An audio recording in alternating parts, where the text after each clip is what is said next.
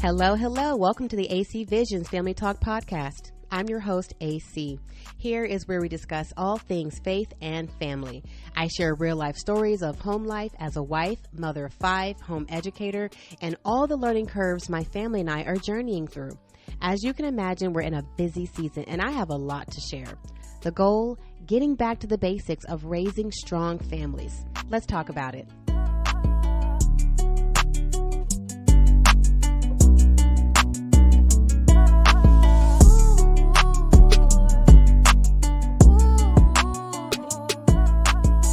Hello, hello. This is episode 10 entitled Toddlers with Tantrums. Let me preface this episode by stating I love children, but they can be pretty rotten. All God's children are precious, and I'm grateful for the children that I have. But can we talk about 2 seasons of raising a family that were not my favorite? Toddlers and teens.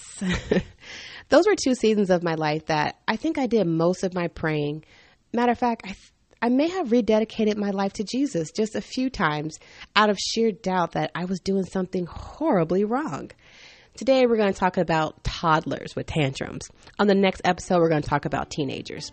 Before we jump into that segment of the podcast, let's jump into some AC pearls.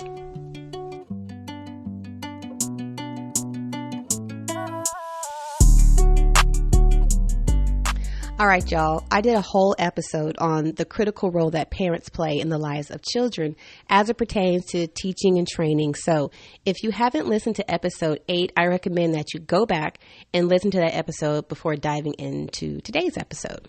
Today, I'm going to be reading from Jeremiah 31, verse 21. Set up road markers for yourself. Place guideposts for yourself. Direct your mind to the highway, the way by which you went. Return, O Israel. Return, O Virgin of Israel. Return to these cities. Have you ever heard that children don't come with an instruction manual? When you come home from the hospital, there isn't a step-by-step manual that teaches you to be a good mother, father, or caretaker for your children. It's a figure-it-out endeavor. Good luck. And you're shooting from the dark. Well, I discovered in my 20s that that's not true. The Bible and the Christian men and women that God brought into my life to mature me as a woman and a mother was the evidence that that's not true. I had everything I needed growing up in my 20s as a single mother and now a wife of multiples at home. Whether or not I chose to pick up my Bible, stay the course that God had revealed to me through his word, or not, it was a completely different story. But I cannot deny that I had everything I needed, as Jeremiah outlined, to set road markers for myself. Now, Jeremiah is referring to the nation of Israel who had turned their backs on God. They were in exile out of the land of promise because of their disobedience. And after 70 years, they were making their way back to their homelands, to the land that God had promised them. They set up road markers along their route for others who would come after them to show them the way back home. I had a guidepost for parenting. I had a guidepost for womanhood, for marriage, and everything else that I had a question on or that I was struggling with along my parenting journey. What I know now that I wish I would have implemented sooner in my life was that it was up to me to direct my mind away from that backwards way of thinking that perhaps I inherited from previous generations. Perhaps I adopted it from the culture, but I had to get back to God's way, to God's instruction that was already laid out for me. And I wish I would have done it sooner and been consistent with it. Simply put, there's no way I could follow the culture and some of the toxic, dysfunctional things that I'd learned from, my family. There's no way that I could follow that and follow God. I had to choose which way I was going to travel. It was a combination of ways that I'd unknowingly adopted from previous generations, the culture and social influences that instinctively I knew were wrong, but didn't know any better or didn't have the courage to turn back and go the way no one else was going. I didn't want to be the oddball out, the black sheep of the family. I didn't have the fortitude then to go against the grain, and I was hanging on to the need to take people with me that I knew was not on the same path as me. They weren't of the same mindset. What I know now is that God is using hubby and I to set road markers for our children. We are placing guideposts so they don't have to go down the paths that we've previously traveled and we've already discovered that's not the right way. What does setting road markers and guideposts have to do with toddlers? Here's an AC Pearl to wrap up the segment. Matthew 19:13-14. Then some children were brought to him, that is Jesus, so that he would lay hands on them and pray. And the disciples rebuked them. But Jesus said, "Leave the children alone, and do not forbid them to come to me, for the kingdom of heaven belongs to such as these." One of our roles as parents in our children's lives is to set road markers for them. Don't do what mommy did. This is where that road leads. Dad chose that route before, and this is what happened to him. We serve as guideposts for our children. They learn better, they choose wiser, and have an advantage in life when they have a guide. Without it, we put them on the same paths that we traveled and set them up for the same outcomes as we fell prey to.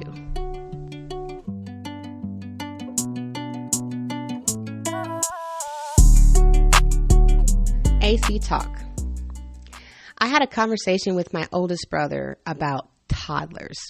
He and his wife had been listening to my podcast, and he asked me one day, he said, "Sis, could you do an episode on toddlers?" They are helping to care for their 18-month-old grandson, and that little booger is going through a stage where he's expressing himself. He's picking up some words, testing boundaries, and getting real comfortable. He's in that toddler phase. Now, when babies are born, they can do no wrong. They're cute, they're cuddly, little bundles of joy, right? They can do no wrong. They sleep a lot for the most part. If you feed them, make sure their butts are dry, and give them lots of love and attention, they're cool. Babies are easy. When they start to understand how crying can be their primary weapon to get what they want, it opens up a whole new world of demands. When they turn 2 or 3 years old, that's when the mental wars begin. They get a few words under their belt, they learn how to push buttons, and their temperaments towards their parents, their grandparents in some cases, are just wild. And it's like they just play like a chess game with you, and you're the pieces. When my daughter Afia turned 3 years old, I didn't think we were going to make it. This little girl started having temper tantrums like I've never personally experienced before or heard of.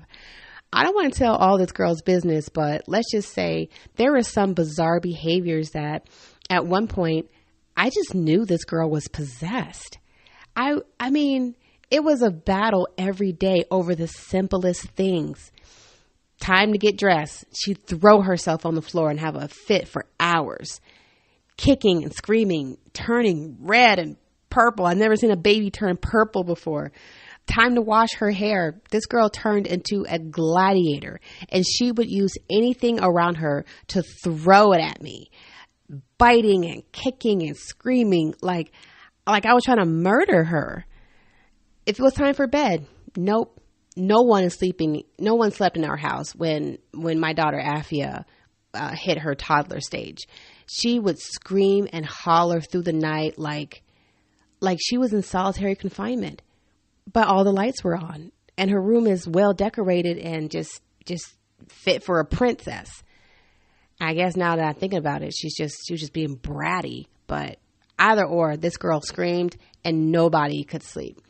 We had one of those toddlers that would fall out in the stores just because she couldn't have candy. She'd scream and hold her breath until she almost passed out. One day in church, she didn't want to go into the children's room, so I let her sit with me in church. Then she wanted to leave and go back to the children's room. So I said, no, we're here now. We're going to stay until it's over. She would get warmed up, and I could just see it in her face and just see it in her entire body, where she would just get warm up for a fit. And I'd just lean over to her and just whisper in her ear, don't try it, or we're going to have a talk in the bathroom. And then she'd scream, please, Mom, please don't beat me in front of the whole congregation. And at first my soul was like, oh my gosh, no, she didn't just try that. But you know what, guys? At that point, I was so fed up with her shenanigans. I yelled at her back, nobody cares. Nobody's going to save you. And I just did this. I just did this like maniacal laugh. And I was just like dead in her face, going toe to toe with a toddler in church. It was quite the spectacle. So yeah, I had one of those personalities. That's what I was dealing with. And man, I couldn't see how either of us was going to make it through her toddler years. Afia is 5 now, and we made it through that terrible season with more funny memories than traumatic ones. So now the behaviorisms of toddlers is just too nuanced to give even the most general advice to parents. So I'm not going to give you hope. I'm more of a realist than an optimist in that regard. So I'm going to share how hubby and I approached our difficult toddler, and hopefully it'll encourage you as the parent to just examine and reapproach what you're doing in your toddler season. And I hope it encourages you. 3 bullet points as a means to assess the situation, examine potential holes in your perspective and how you're approaching the toddler season, and look for opportunities to make healthy improvements. Number 1. Check your heart. 1 Corinthians chapter 13 is often used in marriage ceremonies, but I like to use it as a reminder on how to teach and model for our children what love is. Love is patient. Children, like adults, know when they're just being tolerated, when they're not wanted, when they're not liked. They may not be able to articulate it, but trust me, they instinctively comprehend when they're a nuisance, they're bothersome, they're undesired. The list goes on. All that may be true. You may not like that particular behavior. You may not like that particular season, but it's our job to take the behaviors that they're giving us and teach them better, more appropriate, loving, and welcoming behaviors. Some of the questions I had to ask myself when dealing with a troublesome toddler is, am I being patient enough with her? Or is my response towards her behavior an outpouring of my frustration with her because she's pushing my buttons? Am I embarrassed by her behavior in public and simply reacting because she's making me look bad as a mother? And, the list goes on. We're just reacting out of their behavior towards us versus taking what they're giving us, being more patient and flipping that thing around. There was an instance I knew that little girl wanted negative attention, and it was in the grocery store one day. And I just made up my mind. I wasn't going to give it to her. I was not going to leave my shopping cart and go home out of pure embarrassment, which I've done before. And I wasn't going to, we were going to sit in that produce section of Publix and work it out. And we were just going to sit there until we came to an understanding and we can finish our grocery shopping. Once that little girl knew I was not going to give in to that behavior and I wasn't affected by her behavior and I wasn't going anywhere, it's like something kind of changed in her demeanor. She knew that whatever she was doing I wasn't going to allow it, and she wasn't going to get the response out of me that she wanted. So she calmed down. And I gave her a task to help me finish the grocery shopping, and she was just a happy camper. And I just remember that day because something just it's like I found a key and I found the magic button that I could push just to diffuse her. A mom who was observing the spectacle came over to me and all 4 of my daughters, and she gave me a pat on the back. And I could have cried. I appreciated that encouragement because my nerves were just shot.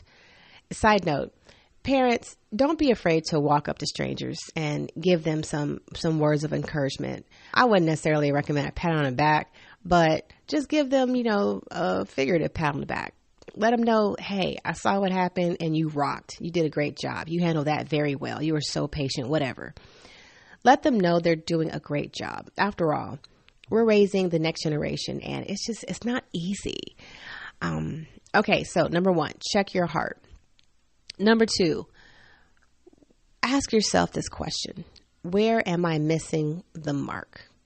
It may seem like I'm picking on parents, but I do think as parents, we have to make the initial investment and the initial sacrifice for our children and the future generation. Real love takes sacrifice, and our children, especially as toddlers, should not be the ones to have to make any sacrifices for us as adults. To do so would create, I think, bitterness, anger, frustration in our children who grow up to be rotten, underdeveloped adults, just confused. That's how generational curses are birthed and perpetuated. We can't sit back in old age and say to ourselves, well, I did the best I can do, or the best I knew how to do, without first identifying where could I have missed the mark. If you can't think of one thing as a parent that you could have done better or where you are completely missing the mark, you're not doing your due diligence to ensure you're doing right by your children and setting them up for success. This is where we can either create delusions for ourselves and choose to live in them, or we can take a step back and say, you know what, this has been a difficult day. This has been a difficult week. Let me step back and just examine my part in the chaos and what I can do better. And I'm not talking about perfectionism. I'm not talking about, trying to become a perfect parent. You're doing everything right and you're checking all the boxes and you're just like driving yourself crazy to make sure, you do everything perfect. I'm not talking about that. And I'm not talking about beating yourself up, because I'm sure you can name a bunch of things that you could do better. We're not perfect, but let's be more practical. Isolate the behaviors your child is communicating to you, because they communicate through their actions. They communicate what they want. They communicate what they need through their actions, and they're crying and it's nonverbal. And sometimes if it is verbal, it's jumbled and it's like a code that you have to crack. And then also through their behaviors, you can be proactive and identify something that needs to be addressed, explained, or taught. My daughter used to yell in public, of course, "You don't like me." She would just say, "You don't like me," when I told her no, or that she couldn't have her way. To me, that communicates, number one, she has a flawed view of what it means to, quote unquote, like someone. Liking someone doesn't mean you get your way all the time, or boundaries doesn't equal dislike. Number two, there's a self-centeredness that had to be addressed. She has 4 other siblings that need mommy's time and attention also. And it's not fair to consume so much of mommy's time combating poor behavior or poor attitudes that is just taking away from the other children. And I think as a middle child, sometimes that can be overlooked. If you have a sibling who is, quote unquote, the troublesome one, and they're getting most of mommy and daddy's attention, even if it is negative, you're taking away from the other children that maybe they're easygoing and they're kind of non-problematic, and you're thinking, they're okay. Nope, they still need your attention. It's just they're deserving of more positive attention. But regardless, I try to divide up my time evenly amongst my children, whether they're needing to be corrected or whether they're needing some encouragement, positive or negative, attention, whatever the case may be. I try to make sure not one child is consuming more of mommy's time and is not in a combative type of unproductive way, if that makes sense. Simply put, the world doesn't revolve around her. And number 3, she's learning to consume more than she's willing to give. I did a whole episode on consumption versus production. If your child is in a habit of taking, and we're not fostering in them a spirit of give of yourself more. I said earlier that we shouldn't be making too much sacrifices, but for a toddler, they can sacrifice one thing. Being patient is a sacrifice. Withholding what you want, when you want, how you want it, is exercising on a toddler level patience. Learning how to be still and wait for your sister to finish talking at the dinner table before you input what you want to say. That's like the baby stages of exercising patience. That's the baby stages of denying yourself, putting out what you want to put out, and just withholding it, reserving it, waiting. It's like, what's it called? What do psychologists call it? Delayed gratification. It's like let there be a delay. So you're sacrificing in that regard. So we can teach our children that. And then she's consuming more than she's willing to give. So you're taking of people's time and energy and other people's patience so that you can what? You're just having the conversation that you want to have. You're just steering the family direction as far as activities and wants and the moods and everything else in the direction that you want it to go. That's like the world revolving around you. And that's just a poor character trait to develop and foster and encourage. So instead of that, I think for me as a parent, it was important for me to let her know, call it out. I teach my children how to negotiate. There is no reward for poor behavior. Instead, if we want or need something, they got to earn it, aka work for it, or learn how to negotiate for it through good behavior, through positive behavior. So if we're at the dinner table and she really wants to say something, first she has to negotiate her way through, you know what, let me let my sister get out what she wants to say. Let me let my sister finish what she was saying about how her day went before I interject and change the entire conversation to something else. Because I really want to talk about, going to the pool later on. Before I interject and can change the subject, let me just first acknowledge someone else. Let me validate what someone else is saying or what someone else has done and applaud them first before I interject and change things around. It's a give and take. As a parent, I miss the mark when I don't give them positive and productive communication skills, a balanced perspective of their needs and wants, and teach them the appropriate means to address their frustrations. So, number 1, check your heart. Number 2, ask yourself, where am I missing the mark as a parent and by extension, a caretaker of toddlers? Number 3, trust the process and leave room for grace. I'm a living testament to how God can use everything, the good, the bad, the ugly. If you didn't do right by your first child and you did better with the subsequent children, don't beat yourself up. God can use it all. My first child was, I always call it my trial and error baby. I learned the most about parenting in the 18 years of his upbringing to be a better mother for my 4 daughters. Are there things my oldest child missed out on as I was growing up and maturing as a woman and a mommy and now a wife of multiples? Absolutely. But God says his grace is sufficient. He can use the marks that we missed as parents for his glory. So I don't beat myself up about it. Give it to God, learn better, do better, teach better. And if you know you've done that, you've done your due diligence. And to me, I have peace. If you know your heart is in the right place, you've done your due diligence as a parent in teaching and training your children, you have to trust the process and leave room for grace.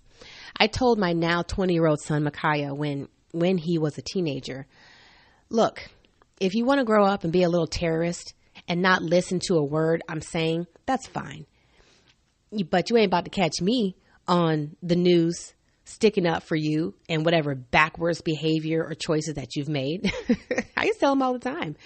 Like when he was 13, hey, that behavior right there, if you choose to manifest that and go down that path, I'm not about to be the one the news crew knocks on my door and I'm like, oh, making up excuses for you. Oh, it's just his mental health. Oh, it's just this, buddy. No, because I'm teaching you better and you know better. So if you're choosing that for your life, don't look for sympathy from me. It ain't going to happen. The point is, they may go down a path that we did not model for them and we did not teach them. They may turn out to be the most rotten human beings you'd never expect to come out of your household. Leave room for grace, parents. Give yourself credit where it's due and seek God's peace about it.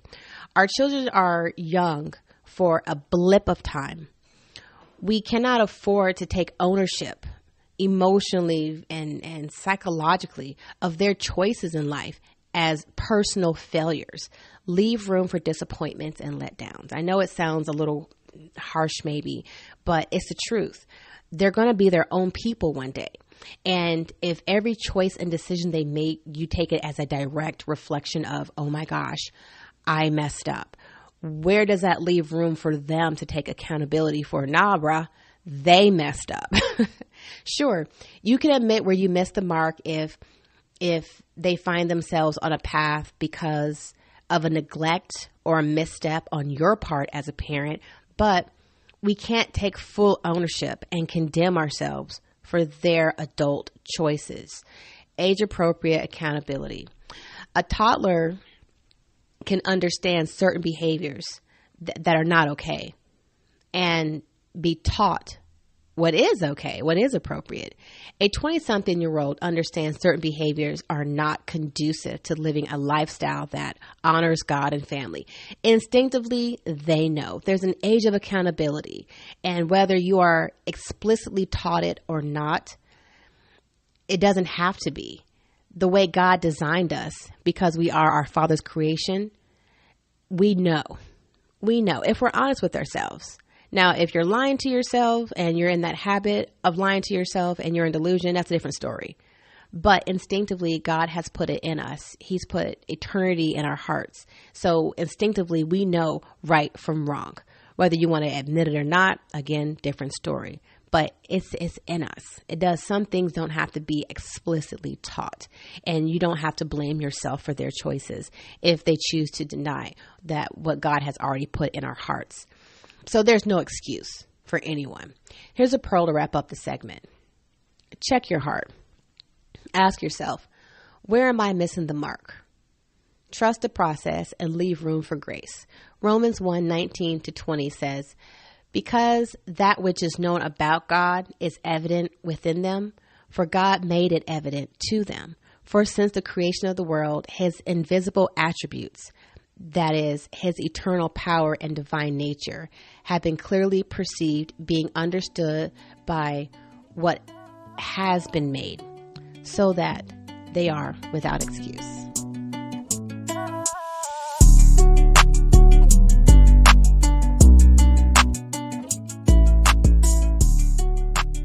All right, that concludes the conversation for today. I trust the podcast encourages you to continue the conversation in your family circle. Stop by my IG and Facebook page at ACS Visions. Show me some love. Share your comments on the episode and how this podcast is encouraging you. You can also visit my website at www.acsvisions.com. You'll find a link to send me an email if you'd like to show your support that way. As a reminder, episodes are published every Thursday. Be sure to like, subscribe, and follow on your favorite podcasting platform so you get notified the moment a new episode drops. Thank you for listening to the AC Visions Family Talk podcast. Until next time.